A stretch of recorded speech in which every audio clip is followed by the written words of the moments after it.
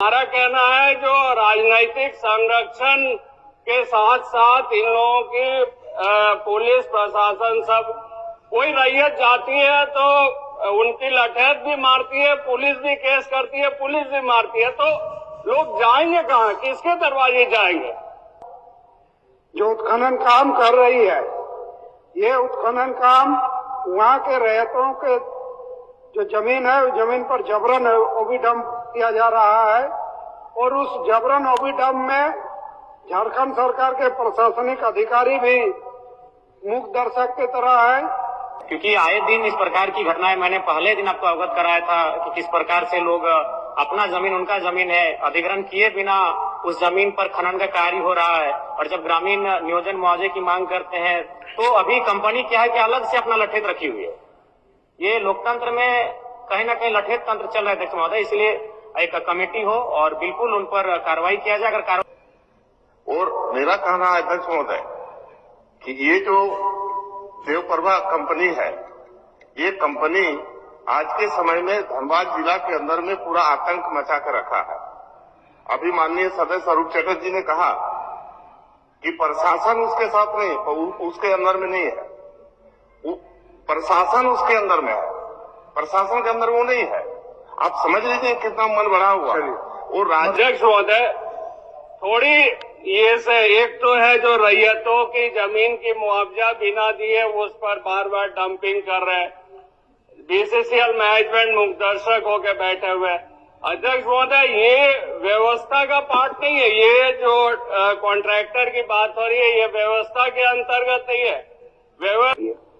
ये बात सही है, माननीय सदस्य जो बात को उठा रहे हैं कि बीसीसीएल के द्वारा या उनके किसी आउटसोर्सिंग एजेंसी के द्वारा इस तरह की कार्रवाई की जा रही है जो रहती जमीन पर अतिक्रमण किया हुआ, यह स्पष्ट बात है। कोयलांचल में महोदय आए दिन इस तरह घटना विस्थापितों के साथ हो रहा है, रैयतों के साथ हो रहा है कि बगल में ही बीसीसीएल के गोंदुटी में 3 महिला महोदय महीना 2 महीना के पहले जमीन दोज हो गया, उसके बाद भी बीसीसीएल जो है नकार देती है। इसलिए माननीय मंत्री जी ने जो जवाब दिया है कि जो आप पर नियमन देने का, निश्चित रूप से समिति बनाए और आगे बढ़े महोदय। ऐसे तो कि सरकार को भी लोग चैलेंज कर रहे हैं, मैंने प्रशासन उसकी व्यवस्था के अंदर आ रही है, तो बहुत गंभीर आरोप है अध्यक्ष महोदय, और ऐसा कभी विभाग या सरकार बर्दाश्त नहीं करेगी। इसलिए हम लोग आने वाला दिन में भूमि जांच पड़ताल आयोग भी जरूर करेंगे। मैं इस संदर्भ में कहना चाहता हूँ पूरे राज्य के परिप्रेक्ष्य में, लेकिन इस स्पेसिफिक विषय पर मेरा भी आग्रह होगा अध्यक्ष महोदय की विधानसभा कमेटी आप जरूर बनाए और निष्पक्ष जांच हो। को सदन में रखा है, काफी गंभीर विषय है और हमें लगता है इस विषय को लेकर हमारे कोयलांचल से आने वाले तमाम जो विधायक हैं वो समर्थन रखते हैं। उस जमीन पर, सरकारी जमीन हो चाहे रैयती जमीन पर हो, बीसीसीएल जो काम कर रही है उसके पास अधिकृत कोई ऐसा दस्तावेज नहीं है, जमीन न रजिस्ट्री हुआ है न ट्रांसफर हुआ है, लेकिन काम कर रही है। उसमें जब लोग हक मांगने जाते हैं तो सिविल सूट के तरफ कार्रवाई होती है, और जब कुछ बोलने जाते हैं तो उस पर क्रिमिनली में कार्रवाई होता है। हम बताना चाहेंगे सदन को कि एक रैयत है बलदेव कुंभकार, जो 5 जनवरी 2025 को रात को शौच करने के लिए गए अपने जमीन पर, अपने रैयती जमीन पर, रात को उसको हाईवा से कुचल के मार दिया गया।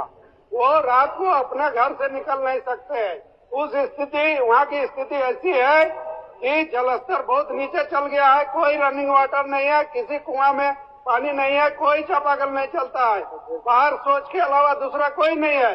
बाहर निकलते हैं तो रात को 9 बजे के बाद लगता है कि दूसरे का राज चल रहा है, दूसरा साम्राज्य है। दूसरी ओर राजू भैया विगत 2 मार्च को उनको अपना घर से निकले थे, घर को साफ करने के लिए, ओबीडम का चपेट में, पत्थर के चपेट में आने से युवक की मौत हो गई। अखबार का हेडलाइन देखिए, ओबीडम के पत्थर के चपेट में आकर युवक की मौत, आक्रोश।